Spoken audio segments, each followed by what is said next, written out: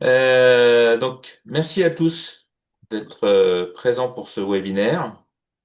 Donc, c'est le premier webinaire de Med Robotics Place. On inaugure un nouveau format. Et l'objectif de ce webinaire aujourd'hui, c'est de euh, traiter du sujet de l'industrialisation des dispositifs médicaux. Et notre idée, ça a été de travailler en deux phases. Trois phases même en l'occurrence, puisqu'il y a une partie retour d'expérience avec Rémi Lobel de Zimmer Biomet Robotics, qui donc est ingénieur industrialisation et qui va vous donner son ressenti, son vécu sur une étape qu'ils ont passée chez Zimmer. Et puis ensuite, on aura une intervention de deux spécialistes de la société Accendus, qui vient de rejoindre Robotics Place et Med Robotics Place.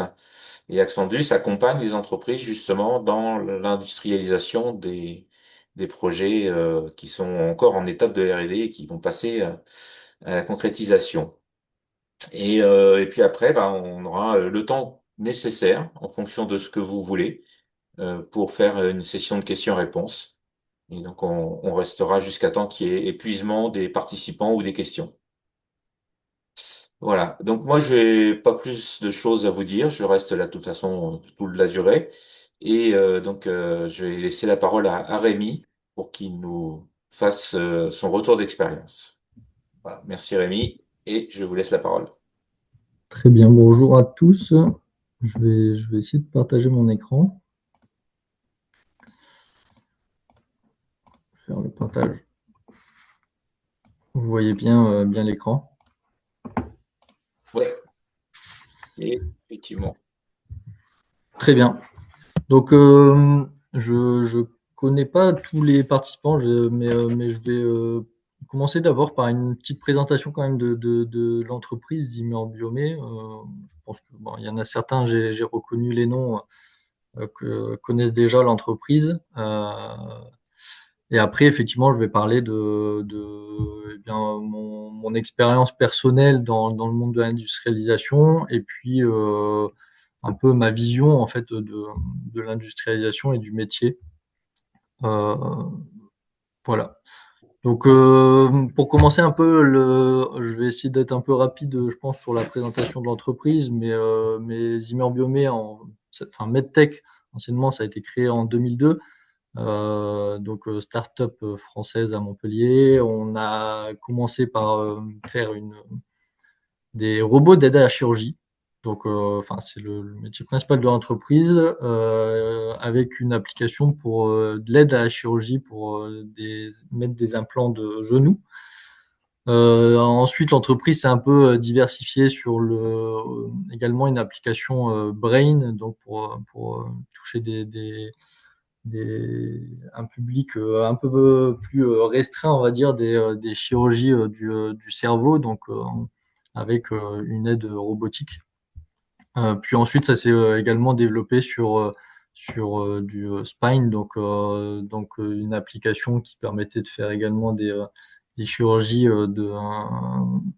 sur la colonne vertébrale, où en fait on a rajouté une caméra également qui permettait de suivre les mouvements du patient pendant la chirurgie, etc. 2016, ça a été racheté par l'entreprise Zimmer Biomet. Donc, on est devenu Zimmer Biomet Robotics. Donc, en fait, c'est une entreprise qui est un peu leader dans les implants et particulièrement pour l'application de genoux.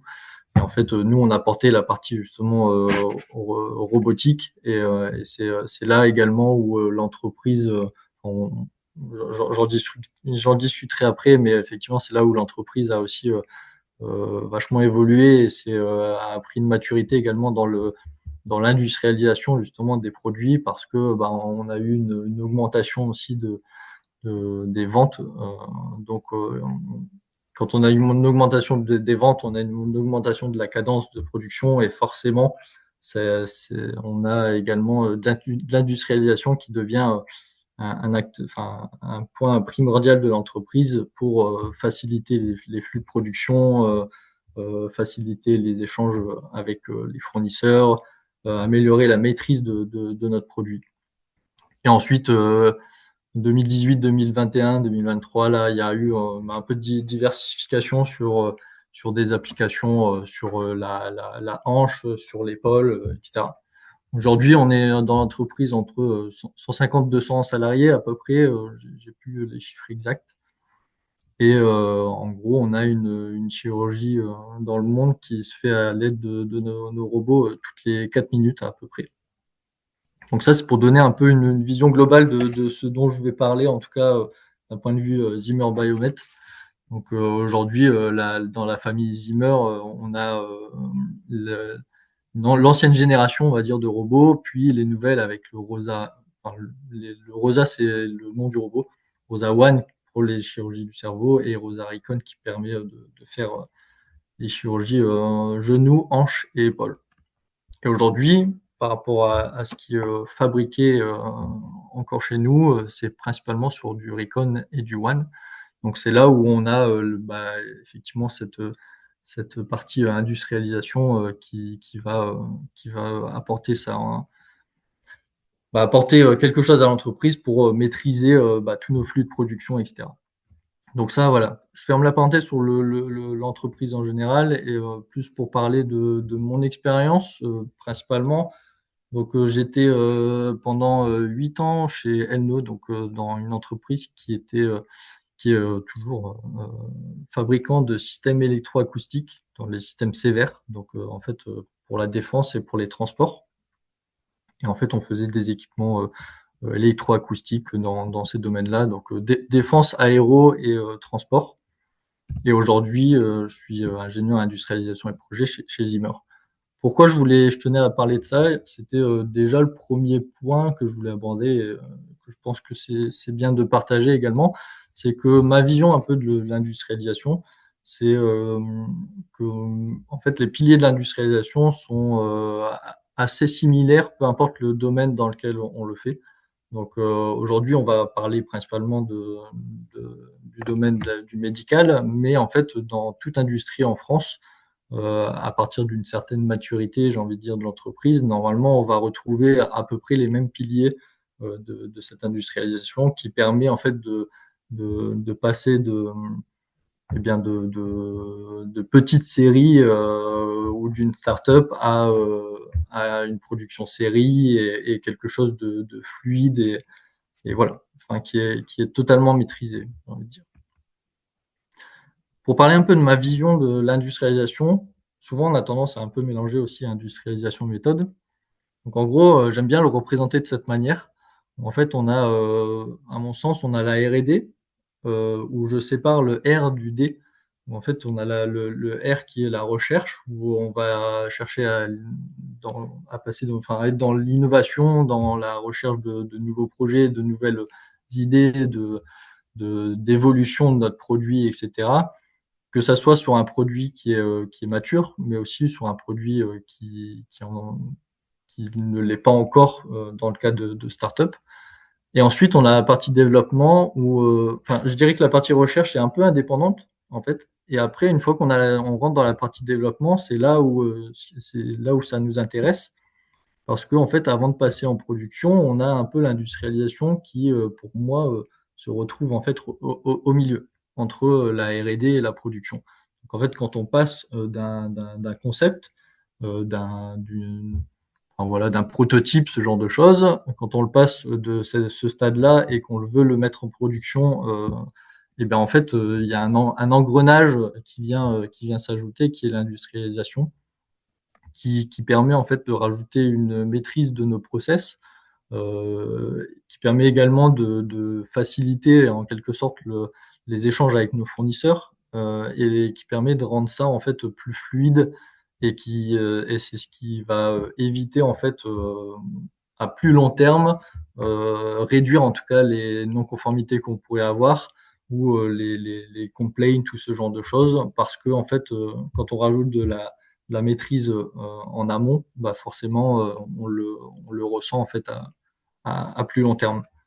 Et après, on a la partie méthode où j'aime bien le représenter, on va dire plus autour de la production, qui va en fait être plus dans l'amélioration continue et dans dans le support à la production sur des choses en fait qui ont déjà été industrialisées.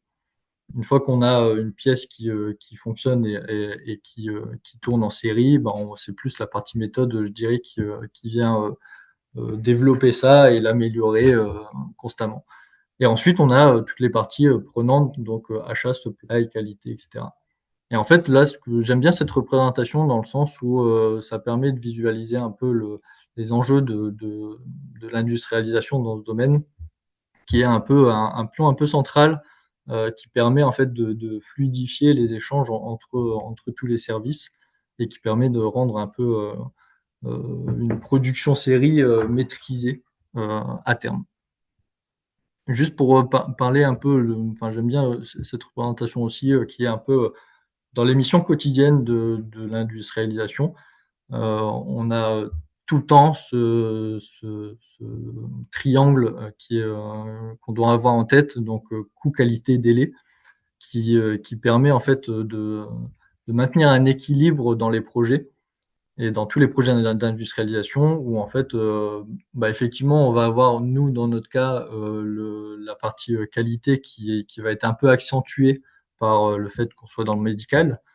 Ayant travaillé par exemple dans la défense, on n'accordait pas le même degré de qualité malheureusement, ou heureusement pour le côté médical. Et en fait, c'est un enjeu de tous les jours de trouver en fait cet équilibre entre entre ces trois piliers et un équilibre entre tous les services. Donc, c'est un enjeu quotidien d'être dans la collaboration en fait avec toutes les parties prenantes. Voilà. C'est pour ça que j'aime bien représenter un peu cette chose de cette manière. Après, juste pour continuer dans ma vision de la chose aussi, dans le cycle de vie d'un produit industriel, en fait, on a aussi on a d'abord le lancement, la croissance, maturité, obsolescence. Donc ça, c'est connu de beaucoup de monde. Souvent, on aime bien le représenter comme ça. Et ce que j'aime bien dire, c'est qu'en fait, sans industrialisation, c'est plus des enjeux à plus long terme, dans le sens où, en fait, si on passe pas par cette phase, et qu'on rentre dans la croissance de l'entreprise et qu'on augmente en fait les volumes de production, ce genre de choses, on va avoir tendance en fait à avoir avec un gap de temps, en fait, on va se rendre compte qu'on a une augmentation qui va être un peu exponentielle. Bon, là, j'ai un peu imagé, j'ai un peu imagé à accentuer la chose, mais un peu une croissance exponentielle de tout ce qui va être rework, complaint, etc. Et l'industrialisation va permettre en fait de maîtriser mieux nos process, de maîtriser mieux les échanges qu'on va avoir avec les fournisseurs, d'être en fait plus préparé à toutes les contraintes que peut vivre un produit industriel. Donc en fait, ça peut être des obsolescences, ce genre de choses, et en fait être prêt à réagir et à réagir avec et en fait mettre en place en production rapidement tout ce qui est nécessaire à maintenir le produit, tout en gardant, ce que je disais avant, la partie coût, qualité, délai, et en fait en gardant un équilibre là-dedans. Donc c'est pour ça que j'aime bien un peu représenter aussi cette chose de cette manière. Ça permet d'avoir un peu plus la visualisation et la notion un peu d'industrialisation dans les entreprises. Là où je peux comprendre qu'en fait, sur une startup, je connais pas, je connais pas le cadre de toutes les entreprises qui vont écouter ce webinaire, mais par exemple dans le cadre des startups où en fait on n'a pas forcément, je peux comprendre enfin, en fait, je peux concevoir qu'on n'ait pas forcément le temps de s'appuyer sur l'industrialisation, parce qu'en fait, ça peut allonger certains délais, ce genre de choses. Mais en fait, ça a un réel intérêt à plus long terme. Et en fait, on se rend très vite compte, à partir du moment où on est dans la croissance et qu'on va augmenter les cadences, on se rend très très très vite compte que l'industrialisation est un pilier vraiment central et un engrenage que en fait on ne peut pas vraiment enlever, parce que si on l'enlève, en fait on repart un peu dans cette exponentielle et en fait on va se rendre compte au milieu de la vie du produit que en fait le nombre de rewards va un peu dépasser quelque part. C'est imagé bien sûr, hein, va dépasser un peu notre maîtrise en fait de notre produit. Alors que bah, effectivement avec l'industrialisation, c'est le but d'apporter cette maîtrise. Et juste un peu pour revenir à l'expérience de Zimmer, bon moi ça fait, j'ai envie de dire une expérience personnelle, mais je vais parler au nom de l'entreprise. J'ai pu échanger pas mal avec d'autres personnes de l'entreprise qui étaient là aussi bah, au moment où on a mis en place de l'industrialisation, etc. Mais pour rentrer un peu plus dans le concret, cette slide, je ne vais pas présenter un peu tout ce qu'on a ici, mais en fait, on voit au fur et à mesure des années quand même qu'il y a eu bah, ça rejoint un peu le schéma que j'avais juste avant, où en fait, il y a eu une croissance quand même assez exponentielle du nombre de robots qui ont été fabriqués. Et donc, en fait, on s'est très vite rendu compte qu'il fallait mettre en place des process, mettre en place bah, en fait une maîtrise de notre produit qui permettait bah, de respecter cette croissance tout en gardant bah, effectivement toujours ce trigramme coût qualité délai et ne pas perdre en qualité parce qu'en fait quand on augmente la cadence bah, on pourrait tendance à négliger certains aspects alors que bah, c'est effectivement pas du tout enfin, c'est pas du tout un objectif et il faut toujours garder en esprit cet esprit coût qualité délai.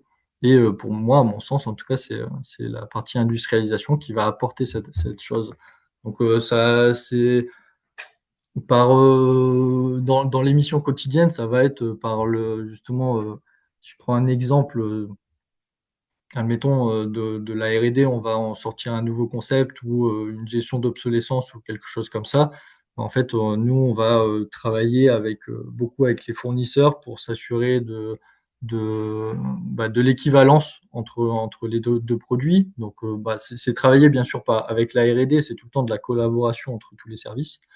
Mais on va s'assurer également que ce produit, on va pouvoir toujours l'implémenter en production. On va s'assurer que l'impact en production bah, est équivalent, parce que sinon, s'il n'est pas équivalent, enfin, dans le cas où il ne serait pas équivalent, bah, trouver et mettre en place tous les process qui vont permettre de garder cette fluidité dans le flux de production parce que bah, forcément, quand on commence à avoir une cadence plus importante, bah, on va avoir des contraintes production plus importantes également, et le moindre arrêt de prod qui pourrait se passer peut avoir en fait des conséquences sur l'entreprise qui peuvent être beaucoup plus grandes et nous dépasser un peu forcément. Donc en fait, c'est un peu ça le rôle, à mon sens, de l'industrialisation. Et donc, ça a été très bien représenté un peu au fur et à mesure de la courbe, enfin, de la vie de Zimmer dans toute sa croissance, on va dire. Et en fait, aujourd'hui, on est arrivé dans une maturité de notre produit où en fait, on travaille encore, bien sûr, sur des process ou des parties du produit sur lesquelles bah, il peut y avoir soit des manques, enfin je dirais pas des manques parce qu'aujourd'hui on maîtrise notre produit, mais plus on apporte en fait une maîtrise supplémentaire pour être prêt à toute éventualité de changement, d'obsolescence ou ce genre de choses. Donc voilà, c'est un peu ma vision que j'ai de l'industrialisation. Je n'ai pas fait plus de slides. Je compte plus sur, on va dire, les échanges qu'il pourrait y avoir. Est-ce que vous avez des questions déjà peut-être sur ce que j'ai dit? Et après, je laisse peut-être Philippe reprendre la main, mais voilà. C'est un peu ma vision que j'ai de la chose de l'industrialisation et de l'expérience que je peux apporter de mon expérience passée et de mon expérience également que j'ai aujourd'hui avec Zimmer. Merci Rémi. Bon, on va peut-être laisser tranquillement la parole à Axandus avec Alexandre et Hervé et Oui, et on verra les questions qui débarqueront à la suite. ok. Donc, Alexandre, je vous laisse prendre la main. Ouais, je vais partager mon écran. Voilà.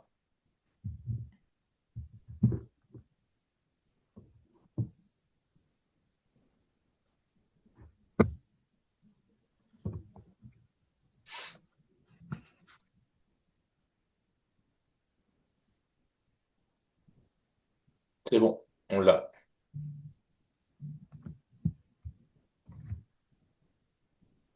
Bon, bah, on va commencer par présenter nous aussi notre entreprise. En fait, on est issu d'un groupe automobile qui s'appelle FI Automotive, qui est plutôt spécialisé dans le contrôle moteur. Et donc, on fabrique des capteurs et des objets mécatroniques autour du contrôle moteur et de l'injection. Donc, on est un groupe familial. On a 1500 employés dans le monde environ. La maison mère est située à Bénaud, dans la périphérie de Lyon. Et on a un site aux États-Unis, un site en Chine, un site en Turquie et un petit site de production dans le nord-est de la France, vers Chaumont. Juste une chose, ce qu'on voit, c'est l'écran complet avec les commentaires autour, etc. On n'a pas la présentation en plein écran. Hein.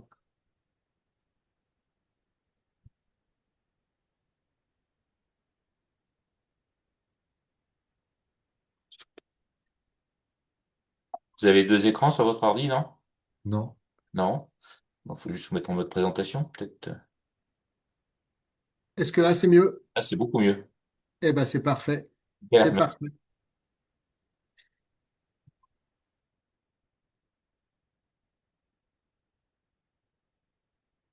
Bon, donc, tous les services autour de la conception d'un produit de A à Z, avec nos différentes technologies, nos moyens de prototypage, des spécialistes dans plusieurs domaines autour de l'électronique, de la mécanique, avec des labos. On a également des labos qui nous servent à surveiller ce qu'on fabrique, mais également au développement de nos produits.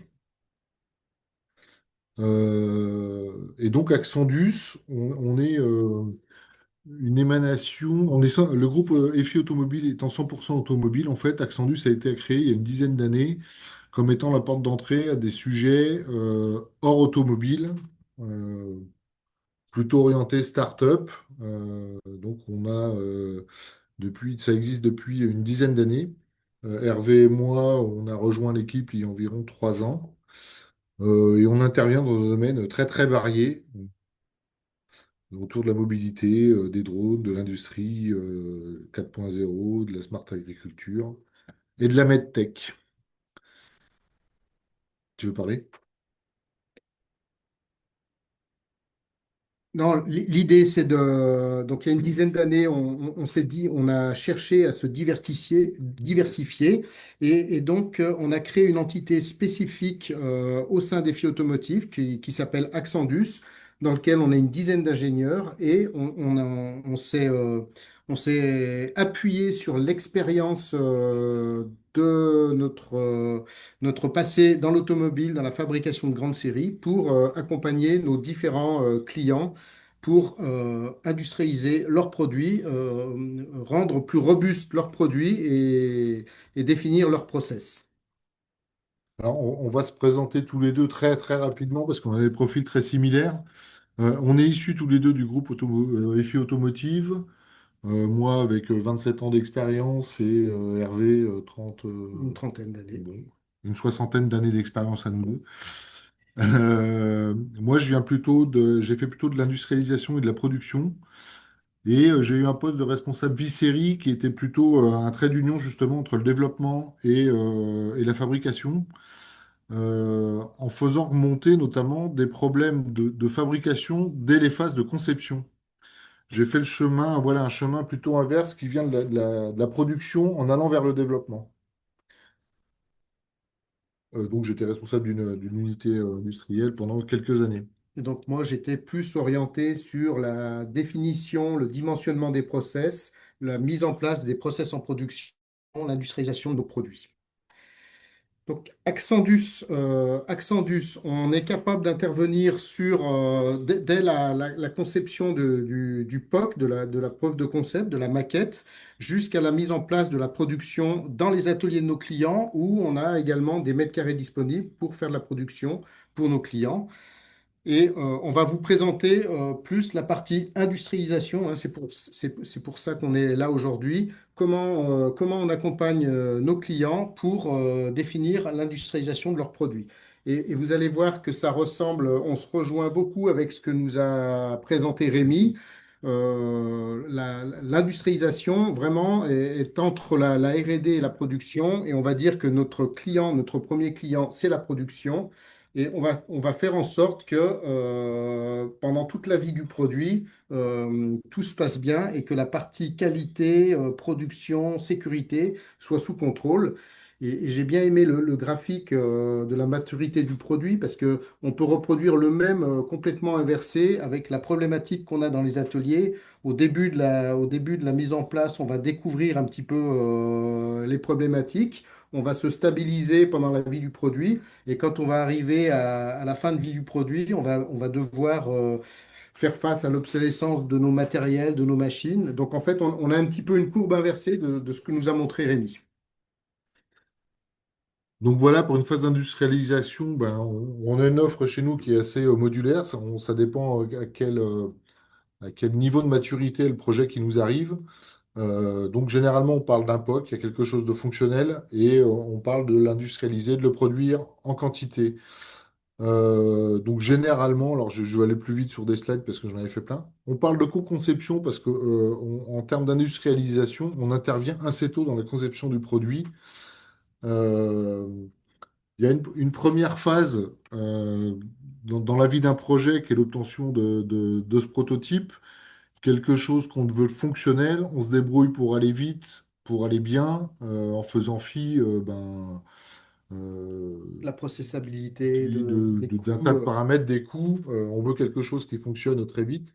Et on s'aperçoit que parmi nos donneurs d'ordre, là, ben, les gens ont du mal à comprendre la durée, en fait, le temps plus long pour optimiser la solution produit et développer un process fiable qui est derrière. C'est généralement une phase qui est relativement coûteuse, on développe des outils, mais voilà, les temps s'inversent en fait entre cette phase de prototypage et la phase de mise en série. Et donc là, il y a un triptyque autour de notre premier travail, généralement, consiste à faire du redesign to cost, du redesign to process, fiabiliser à la fois le produit et pouvoir le produire dans des conditions, voilà, c'est ce que disait Rémi tout à l'heure. Cette phase-là, en fait, on essaye d'envisager toutes les contraintes de demain dans la mise en fabrication. On peut dire que pour faire une bonne industrialisation d'un produit, il faut d'abord penser à la conception du produit lui-même avant de passer à la conception du process. Et il est très important d'intervenir très en amont pour pouvoir, donc là on a mis quelques exemples, standardiser les composants. Donc celui qui nous vient plus souvent à l'esprit, c'est quand on a des produits à visser, on essaye de standardiser vis pour avoir les mêmes outillages, les mêmes couples de serrage, etc., etc. On essaiera sur le produit de mettre en place des poka-yoke pour éviter qu'ils se montent à l'envers. Quand on a deux pièces à assembler, on aime bien que ce soit le produit qui fasse le poka-yoke d'assemblage et que ce ne soit pas le process qui doive définir le sens d'assemblage. On verra également faciliter les assemblages en faisant dans le produit des formes spécifiques au process. Si vous bricolez un petit peu chez vous et que vous démontez un produit ménager, un produit, vous verrez qu'il y a tout un tas de formes qui ne servent pas au produit, mais qui servent pendant le process d'assemblage. Donc on veillera bien pendant la conception du produit à demander au concepteur et bien faire toutes les formes qui vont nous être utiles pendant la phase d'assemblage. On pense souvent également au dégagement des outils quand vous avez des pièces à visser ensemble. On pense à la vis et puis on pense rarement à la visseuse qui va venir visser cette vis. Et en fait, tout notre travail va consister à intervenir sur le design du produit pour qu'il soit facilement processable dans sa vie. Bon, dès ces phases-là, dès les phases de conception, on va faire une analyse fonctionnelle, reprendre toutes les fonctions du produit, de manière à identifier vraiment quel est le besoin, comment on y arrive, et avec des solutions techniques qui sont au plus juste de ce dont on a besoin. Une notion un peu de ni trop peu, ni trop peu, ni trop trop. Et on va initier dès ces phases-là, dès l'analyse fonctionnelle, ce qu'on appelle un AMDEC, PFMIA, où on va essayer d'imaginer tous les risques potentiels liés au produit. Dans un premier temps sur le produit, on verra plus tard qu'on fera un AMDEC process.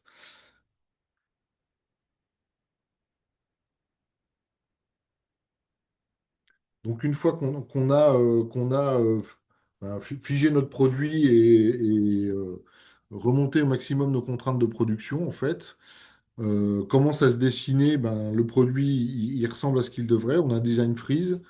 On va dimensionner notre process euh, en fonction de ce dont on a besoin. C'est pareil. On ne met pas la même ligne en place si on doit fabriquer 50 robots et si on doit fabriquer 5000. Donc, pareil, avoir des temps au plus juste. La notion de tag time, c'est-à-dire qu'on doit produire 10 robots par semaine. On va mettre en place un process économiquement au plus juste euh, par rapport à ce dont on a besoin. Alors là, bon, nous, on est des spécialistes un peu de la très grande série à la base, mais voilà, on va dimensionner, équilibrer.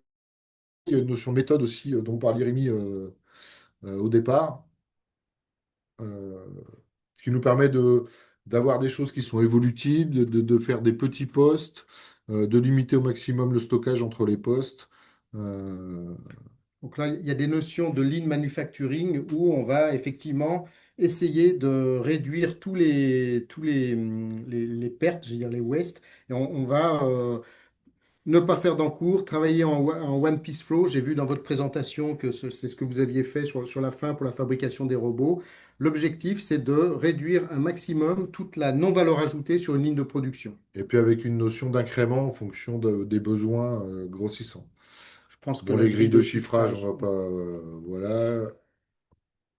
Ce qui est important également, quand on va devoir industrialiser un produit, il va falloir on définisse son coût d'assemblage. Et pour définir son coût d'assemblage, on va estimer le temps d'assemblage sur toutes les opérations. Et grâce à ce temps d'assemblage, on va être capable d'estimer le nombre d'opérateurs qu'on aura besoin sur la ligne. Ensuite, une fois qu'on a défini un petit peu notre chiffrage process, notre flux process, on va définir des choix d'implantation. Alors là, c'est toujours pareil. On a plusieurs possibilités suivant les process, les technologies à mettre en place, suivant les volumes à produire. On ne va pas implanter de la même façon suivant les produits. Mais on a quelques règles méthodes Lean Manufacturing qui vont nous orienter sur le choix de la meilleure implantation possible. Ce qu'on aime bien faire, c'est des lignes en U avec de l'approvisionnement composant à l'extérieur, les opérateurs à l'intérieur, avec une facilité, un endroit où le produit rentre et un endroit où le produit sort, de manière à faciliter la communication entre les opérateurs, les flux des produits, les flux des personnes. Alors, toujours cette notion d'analyse de risque. Là, on parlera plutôt d'AMDEC process. Essayer de tester tout ce qui peut nous arriver en termes d'occurrence, de gravité, et de mettre en place des moyens de détection de manière à parer à toutes les situations. Ce document nous aidera notamment à rédiger le cahier des charges et pour faire nos consultations fournisseurs. Bon, le cahier des charges, tout le monde sait ce que c'est, mais pour être très complet, voilà, on passe par ces phases d'évaluation des risques. Donc, à l'issue de cette PFMIA, on rédige le cahier des charges machine. Et on commence aussi à rédiger le contrôle plan, c'est-à-dire que le contrôle plan, c'est les contrôles que l'on mettra en place pendant la fabrication pour s'assurer de la qualité de notre produit. Alors là, c'est pareil, il y a des notions euh, dans le chemin qu'on a fait avec l'expérience qu'on a acquise, on surveille par exemple plutôt le process que le produit. C'est toujours mieux de- d'éviter de faire un produit de mauvais que de constater que le produit est mauvais, par exemple. Euh, Quand on s'intéresse à la medtech aussi, on voit qu'on s'intéresse plus à la notion de passion qu'à la notion de qualité du produit en lui-même, en fait. Euh, bon, voilà. En tout cas, c'est des documents qui sont initiés dans ces phases. Voilà. On passera ensuite au choix de nos fournisseurs. Alors, bon, c'est pareil, avec des critères de choix. On pilotera nos fournisseurs tout au long de la réalisation, quand on intègre des technos que l'on assemblera chez nous. Donc là, le pilotage de fournisseur, on a des jalons bien spécifiques où on ne commande pas une machine et puis on attend qu'il nous la livre. Vraiment, on a un pilotage jalonné avec des validations d'études, des revues d'automatisme, des validations chez le fournisseur, des revalidations une fois que la machine arrive chez vous dans votre atelier. Et puis après, on fait une fabrication pleine cadence pour s'assurer que toutes les demandes qu'on avait fait dans le cahier des charges, tout se passe bien, que le taux de rebut n'est pas trop haut, que la cadence est à ce qu'on demande. Enfin, on Donc, vérifie que tous les paramètres sont au vert. on parle ici aussi de plan de validation d'équipement. En fait, quand on rédige un cahier des charges, au bout de chaque demande particulière dans un cahier des charges, on rédige un document qui nous permettra de vérifier le point qu'on demande, en fait. Comment on sera validé la machine par rapport à ce qu'on a demandé à l'initial. Donc j'ai représenté ici un jeu de clés parce qu'effectivement, la fin d'une industrialisation pour nous, on a mis au point notre équipement, on l'a essayé, on remet un dossier machine, tous les documents utiles à l'utilisation de la ligne de fabrication, des documents de réglage, de maintenance, de contrôle. On crée les crânes de fabrication, on forme les opérateurs, et là, Hervé disait, on fait la fabrication pleine cadence. Là, on met la ligne en production, on vérifie qu'elle atteint nos objectifs en termes de qualité, Cadence. quantité, cadence, et on remet les clés. C'est-à-dire que là, la ligne passe en possession de la production, et c'est la fin de l'industrialisation. Un des dangers qu'on en a rencontré, justement, c'est des industrialisations qui ne se terminent jamais et d'être dépendant, en fait, que la production devienne dépendante de celui qui l'a industrialisé, c'est quelque chose qu'il faut absolument éviter.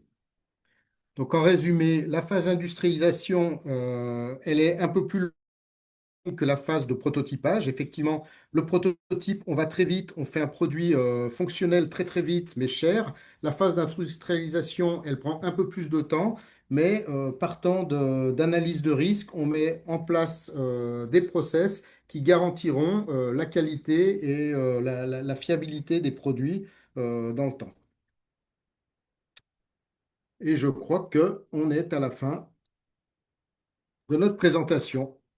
C'est vrai que, juste pour accentuer un point que j'avais pas forcément cité, que vous avez dit, ouais, c'est vrai que on travaille beaucoup, enfin, l'Indus, on va pousser à avoir un process maîtrisé, etc., plutôt que d'aller faire des corrections sur le produit. Et je trouve que c'est une très bonne philo qui colle très bien avec ce qu'on fait, ce qu'on met en place justement pour maîtriser le process, etc., et correspondre bah, aux spécifications de la R&D et voilà quoi. Enfin, pour éviter en fait d'avoir des pertes de temps quelque part. En fait, c'est tout un tas d'optimisation et de maîtrise en fait de tout le procédé de fabrication vraiment du début à la fin euh, qu'on met en place pour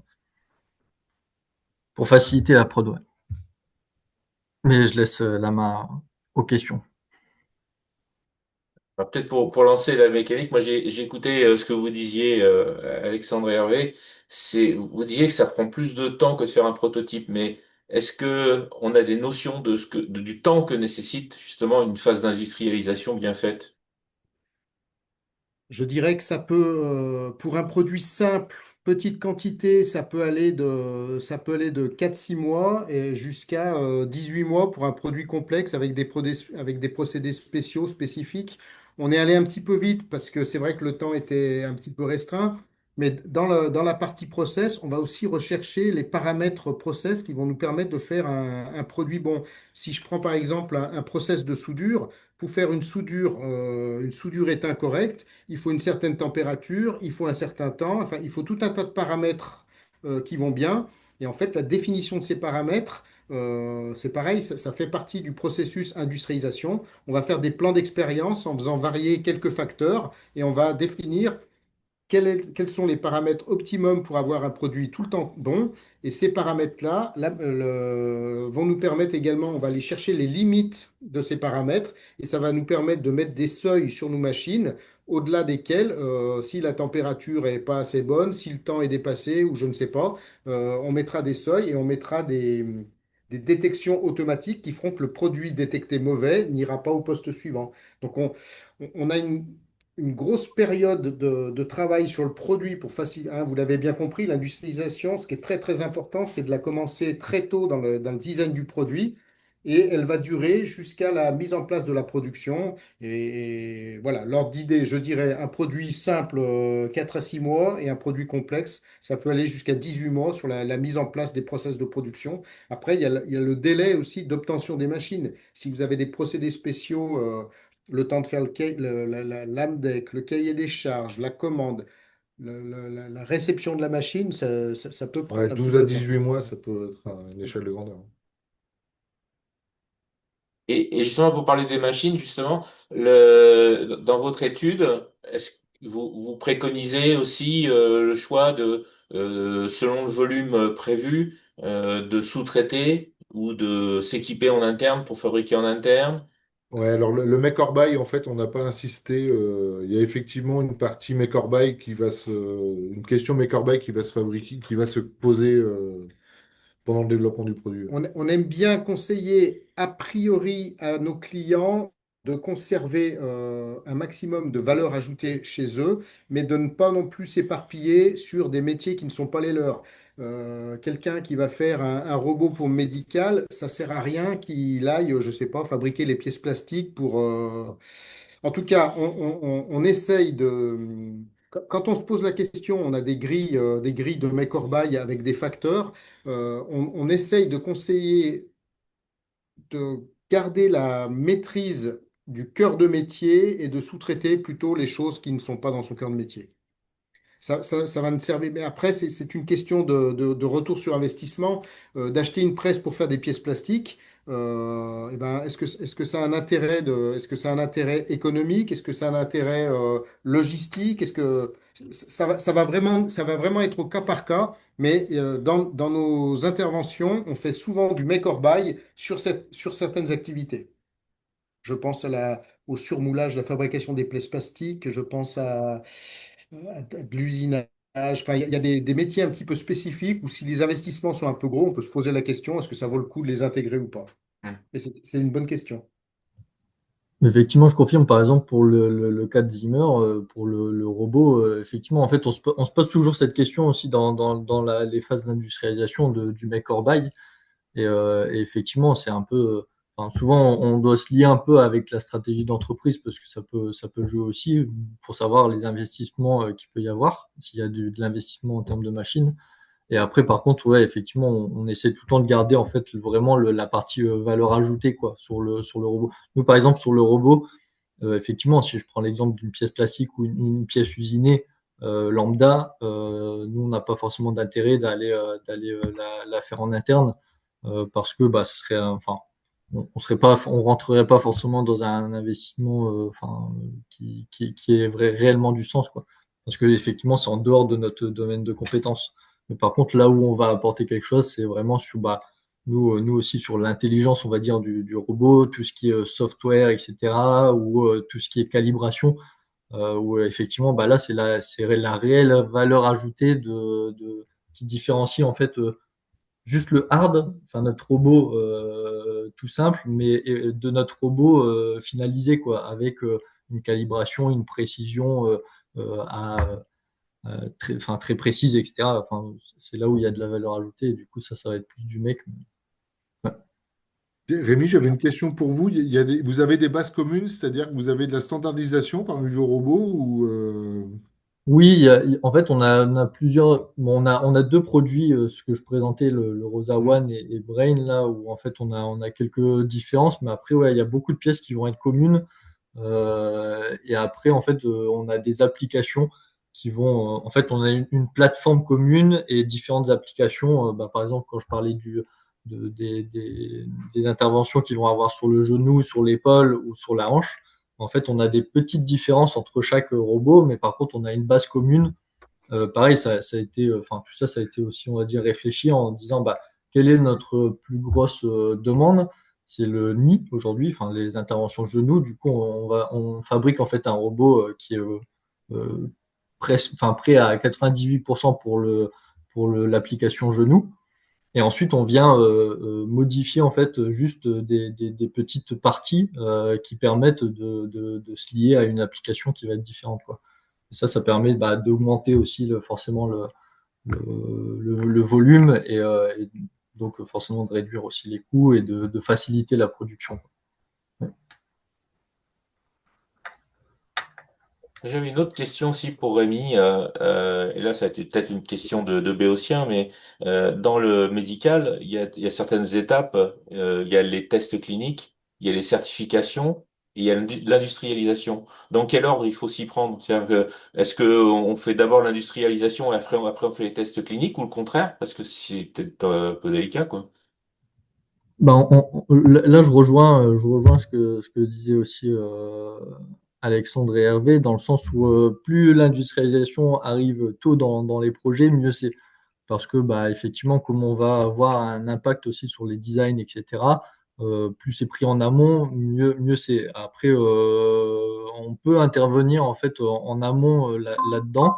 Mais après, ça peut être dépendant. Nous, je sais qu'il y a des certifications qui, vraiment sur des innovations, sur des projets futurs qui vont être faits, gérés uniquement par la R&D.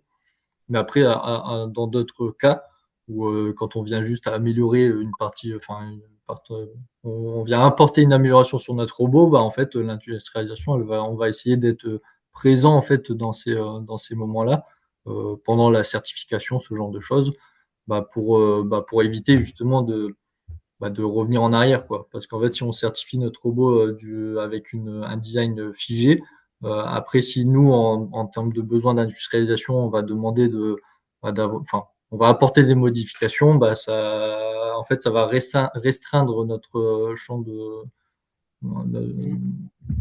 d'action, parce qu'on ne va pas remettre en cause la certification, quoi. C'est un peu dépendant parce qu'après, nous, en termes de projet, on peut avoir des projets qui vont être juste des projets d'amélioration ou ce genre de choses sur des produits qui sont déjà faits. Parce qu'en fait, nous, notre produit, c'est le robot, mais en fait, on ne crée pas un robot tous les ans. C'est à chaque fois, on apporte des améliorations. Et après, par contre, il y a vraiment des réels projets de nouvelles plateformes où là, effectivement, là, on vient beaucoup plus en amont pour essayer de travailler, de collaborer avec la R&D, quoi. C'est un peu dépendant des projets, mais Vous ouais. arrivez vous arrivez à certifier des briques, en fait, ou avec Bah, des choses un peu larges et après les applications se restreignent. c'est un peu le cas. En fait, enfin, ça allège un peu certaines certifications quand on vient juste changer une partie précise. Bah, en fait, on fait juste tous les tests en labo qui tournent autour de cette pièce qu'on va venir changer, quoi. Tout ne repasse pas à 100%. Enfin, après, c'est un peu du cas par cas. C'est très dépendant des projets qu'il va y avoir.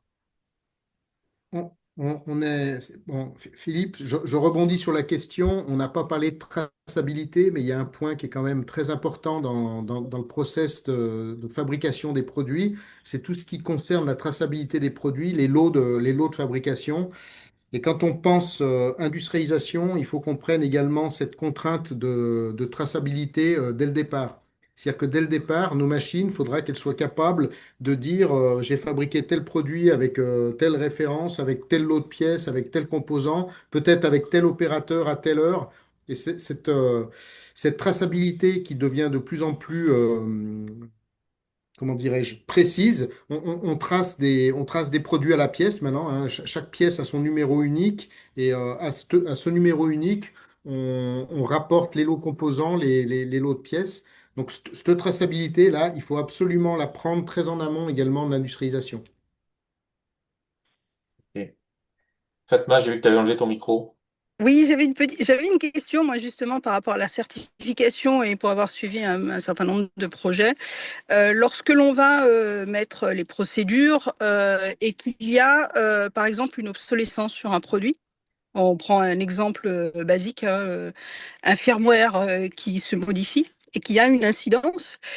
Comment est-ce que l'équipe d'Alexandre et Hervé, comment est-ce que vous intégrez l'itération, en fait, la nouvelle génération, une fois que l'industrialisation est lancée?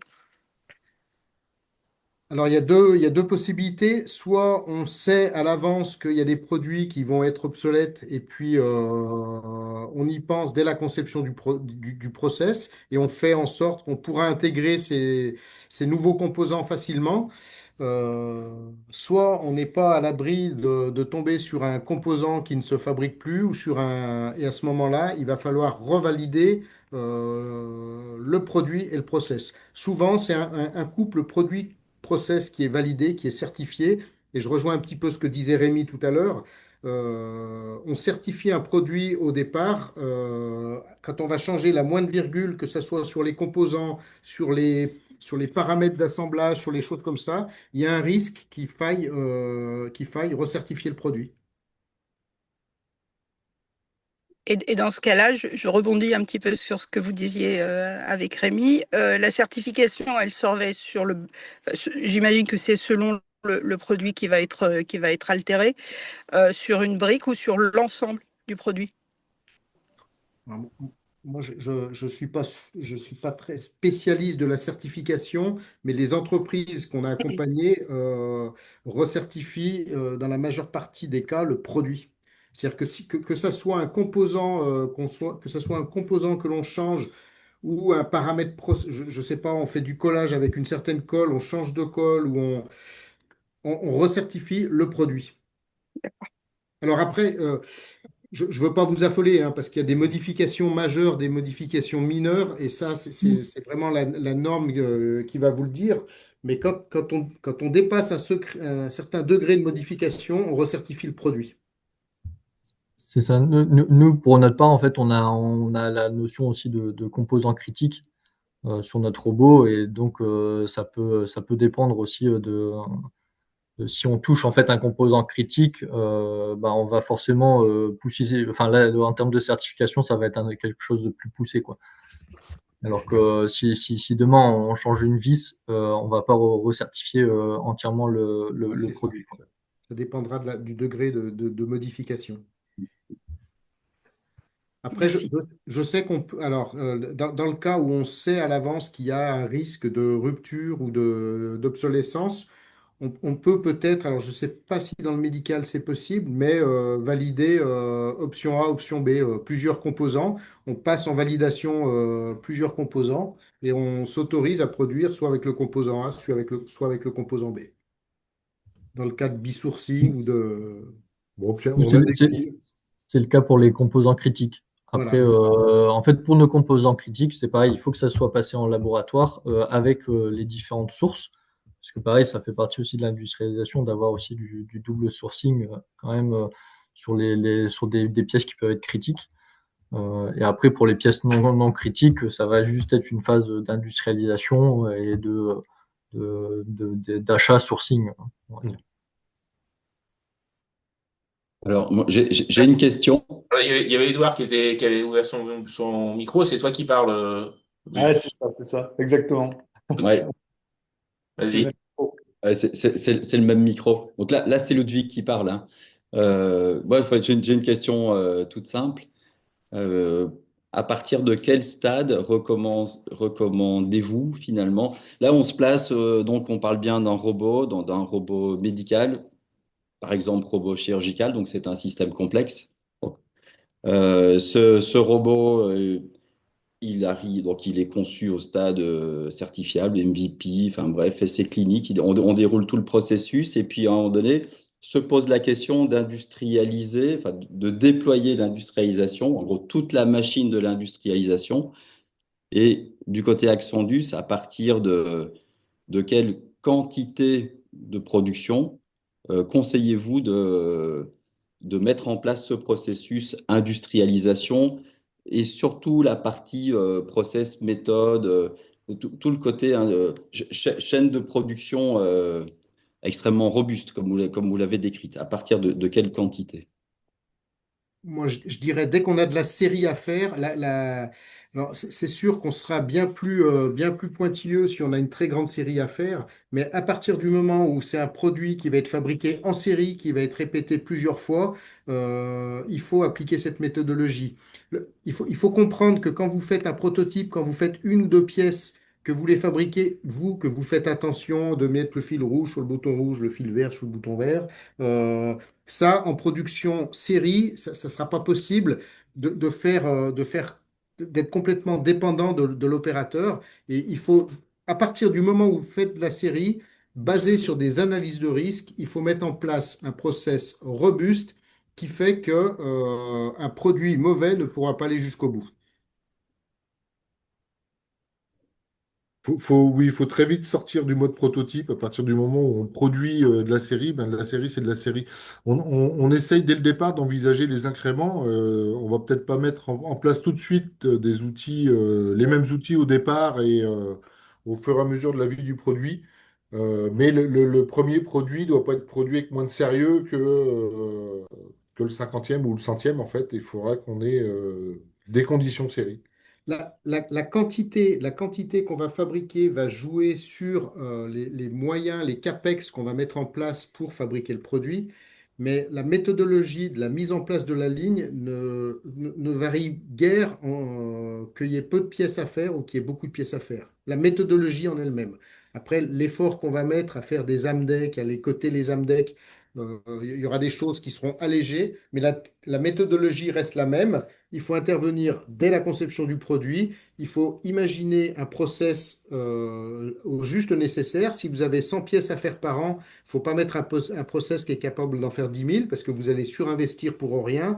Vous allez créer des stocks de pièces inutilement dans le process. Donc en fait, la méthodologie, à mon avis, de mon point de vue, c'est la même pour 100 pièces que pour 100 000 avec des degrés de précision différentes, mais la méthodologie reste la même.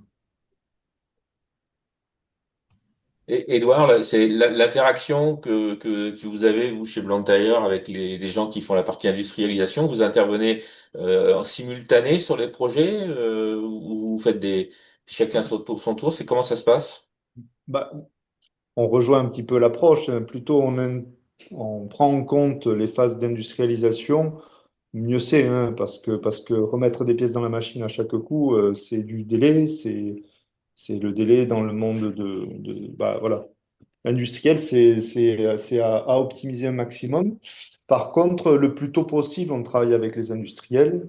Par contre, c'est vrai que l'approche ramp-up, je dirais quantité, je pondérerais. Bon, c'est vrai qu'on parle là, Axandus, je prenais un exemple, que ça soit 100 ou des milliers, c'est le même process. Oui, mais des fois, sur certains marchés, on parle de quelques dizaines Hmm. pour démarrer, Oui. voire Ça. quelques unités sur des essais cliniques renforcés. Puis il y a des retours qui sont la vraie vie d'un essai clinique avec des upgrades. Bon, si on a mis trop tôt la pièce dans la machine de l'Indus, c'est compliqué et on a un frein vraiment au changement et à la mise à jour. Et si on la met trop tard, c'est vrai que c'est compliqué après pour une ramp-up accélérée. Donc je dirais aussi que ça dépend un petit peu de la courbe de la ramp-up. Voilà, donc en général, on a une approche de se dire, voilà, où est-ce que vous voulez être dans X temps et avec quel volume. Et à partir de là, on prend les options nécessaires pour travailler le plus tôt possible Oui. l'industrialisation. Mais on se rejoint tous, je veux dire, On plus se tôt rejoint. on pense Oui. faisabilité, process indus, mieux on se porte dans tous les cas. Et donc voilà, en fait, on se rejoint complètement dans les discours côté Rémi, côté Axandus. La logique est vraiment la même, c'est celle de dérisquer, c'est celle d'anticiper, l'analyse de risque.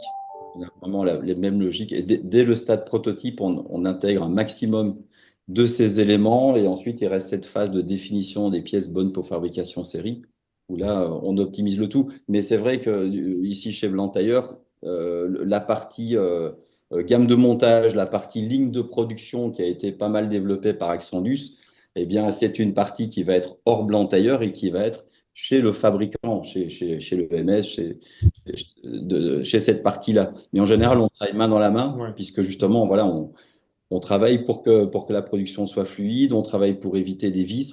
J'ai entendu le terme vis, et ça hérisse les poils toujours dès qu'il y a un peu de quantitatif, on sait que ce sont toujours les problèmes.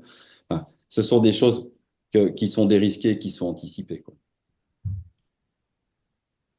Je dirais qu'il faut anticiper en fait la phase de croissance, quoi. Enfin, en fait, c'est anticiper, enfin être juste avant le moment où en fait ça va dépasser un peu enfin ça va monter un peu en exponentiel en termes de croissance. Si je prends un petit exemple même de Zimmer qu'on m'a aussi dit, et c'est au tout début où on fabriquait un robot tous les X temps, où en fait il y avait une très petite série annuelle où en fait, bah, il y avait une correction manuelle qui était faite, par exemple, sur un des capots, où en fait, on venait pas réusiner, mais en fait, on venait poncer un endroit parce que ça rentrait pas exactement. Et en fait, ça, c'est quelque chose qui est resté totalement en production, qui est jamais remonté plus haut en Indus, méthode ou R&D. Et en fait, c'est le jour où en fait, on dit, bah, en fait, on va passer de 10 robots par an à 50 ou à 100 où en fait on s'est rendu compte que ah bah tiens cette personne qui avait l'habitude de faire ça bah en fait c'est plus possible parce que bah là faut avoir un flux qui est qui est fluide, il faut mettre en place, enfin augmenter les quantités, donc il y a plus de personnes, de parties prenantes qui vont intervenir. En fait, c'est à ce moment-là où on se rend compte, c'est peut-être un peu trop tard en fait de se dire bah mince cette pièce il y a une correction à faire chez notre fournisseur, et en fait là c'est un cas où bah on est un peu trop tard parce que ça va rajouter en fait beaucoup plus de travail que si on s'avait été pris légèrement en amont de cette croissance, et que ça avait été pris en compte, on aurait fait la correction et en fait on n'aurait pas ça aurait pas été un sujet quoi. Et je Peut-être rebondis que sur, Hervé et Alex, peut-être que vous pouvez citer l'exemple d'Exotech, là, qu'on a accompagné. Oui, je voulais juste rebondir sur l'exemple du ponçage là. Un des risques également un des risques de monter en cadence sans avoir fait la chasse au gaspillage, tout ça là. Alors l'exemple est peut-être mal choisi, mais ça fait rien. Je vais appuyer sur le trait. Le risque, ça serait d'industrialiser le ponçage. C'est-à-dire que vous avez une pièce qui est pas bonne, vous la poncez, et puis quand vous augmentez en capacité, eh ben vous commencez à industrialiser un peu le ponçage ou vous automatisez le ponçage. Et c'est vraiment pas ce qu'il faut faire. Et c'est là où je parlais de la chasse au gaspillage tout à l'heure. L'idée, c'est bien de veiller à pas manipuler de pièces pour rien, à pas faire d'opérations pour rien. La non-valeur ajoutée, il faut la chasser. Et dans cet exemple-là, alors il est peut-être mal choisi, hein, mais le risque de monter en cadence, ça serait d'industrialiser cette tâche de ponçage. Euh, voilà. Et j'avais une petite question à mon tour. Euh, Côté Axandus, votre approche de la stratégie euh, d'industrialisation double sourcing on a vu qu'on peut être vite dépendant d'obsolescence de produits, mais aussi dépendant de fournisseurs qui ont peut-être pas voilà, qui vont peut-être pas suivre la tendance ou voire même être un goulet d'étranglement s'il y a un ramp-up, une accélération. Comment de votre côté vous abordez ce sujet-là? Alors, quand on consulte un fournisseur pour des composants, je vais parler de pièces plastiques. Si on a 100 robots à faire par an, on va consulter le fournisseur pour faire 100 pièces plastiques par an. Et dans notre processus de validation des machines et des fournisseurs, on va demander au fournisseur de nous prouver son capacitaire. S'il utilise une presse pour faire ses pièces plastiques et que cette presse est utilisée pour d'autres produits que les nôtres, on va s'assurer qu'il réserve assez de temps sur cette machine. Donc il y a un audit fournisseur qui est fait pour s'assurer du capacitaire chez le fournisseur. Et on essaye également pendant nos phases de consultation sur les composants critiques d'avoir du bisourcing et d'être capable d'avoir des fournisseurs A et des fournisseurs B. En, euh, alors quand vous êtes en très grande série, vous pouvez partager les volumes. Quand vous êtes en toute petite série, vous ne pouvez pas partager les volumes, mais il faut que vous ne soyez pas coincé par un fournisseur et il faut toujours prévoir effectivement le backup. Si jamais un fournisseur peut également arrêter le produit que vous faites, il faut que vous ayez le coup d'avance pour pouvoir commander cette pièce ailleurs. Bon, il y a des notions de stock de sécurité qui peuvent être mis en place, enfin, ou des choses comme ça pour se donner un peu de temps pour réagir également. Ok. Monsieur Yvon proposait que vous parliez un peu de retour d'expérience avec Exotech. Ça nous intéresse. Oui, Exotech, c'est la licorne française, la start-up qui fait enfin, c'est plus une start-up, qui faisait des petits robots pour la logistique, qui grimpaient sur les échelles dans les magasins logistiques et qui allaient chercher dans des bacs des composants et qui alimentaient les lignes de production à partir des bacs. Et en fait, on est intervenu chez Exotech. Ils fabriquaient leurs robots. Alors, on n'a pas eu l'occasion de retoucher sur le robot proprement dit, le design proprement dit du produit, mais à partir de toutes les règles de méthode, méthodologiques, on a refait une passe sur leur process Indus et on a été capable de réduire le temps d'assemblage. Alors, j'ai plus les chiffres en tête, Jean-Baptiste, c'est une question piège là, mais je crois qu'on a gagné 30 ou 40% de temps d'assemblage sur et notamment, il y avait tout un tas de manipulations. Je prends une pièce, je la visse, je la retourne, je prends une pièce, j'en revisse, je reprends la pièce. Et en fait, on a fait un petit chantier Kaizen, un petit chantier coup de poing. On a observé ce qui se passait dans l'atelier de production. On a chronométré les temps d'assemblage et on a regardé valeur ajoutée, non valeur ajoutée et tout ce qui nous servait à rien, on a essayé de le supprimer. De prendre une pièce, de la retourner, eh ben, on s'est dit pourquoi pas, On met pourquoi. les vis tout sur la même face. Enfin, Voilà. on a l'air de parler de choses un peu basiques en fait, mais se dire on utilise les mêmes empreintes de tête de vis, en fait, on n'a pas besoin de changer d'embout sur la visseuse. Les vis sont dans le même axe, sur la même face. Tout ça mis bout à bout, c'est des petites économies qui font qu'à à terme, on peut atteindre voilà, des dizaines de pourcents de gain de temps. Et puis, on a fait aussi, Et les risques d'erreur qui vont avec voilà. d'ailleurs. Pour fabriquer le robot, sans rentrer trop dans les détails, il y a une ligne de production commune. Et puis, aux périphéries de cette ligne de production, il y a des lignes de sous-assemblage où on fait des sous-ensembles qu'on va venir assembler sur cette ligne principale là. Et beaucoup de fois, il y avait des temps d'attente parce qu'on n'avait pas fini d'assembler le sous-ensemble. On en avait besoin sur la ligne principale et puis ça arrêtait tout le monde sur la ligne principale. Donc, on a mis en place des systèmes de Kanban où quand je consomme un sous-ensemble, j'en relance un autre et je fais en sorte, comme disait Alex, d'avoir des stocks, même si on n'aime pas les stocks, mais en tout cas des stocks tampons qui nous permettaient de ne pas arrêter la ligne. Et de réagir. Ouais. Donc en fait, c'est des exemples, c'est des exemples. L'industrialisation, tout à l'heure, on a dit qu'on remet les clés à la production quand nous on a fini.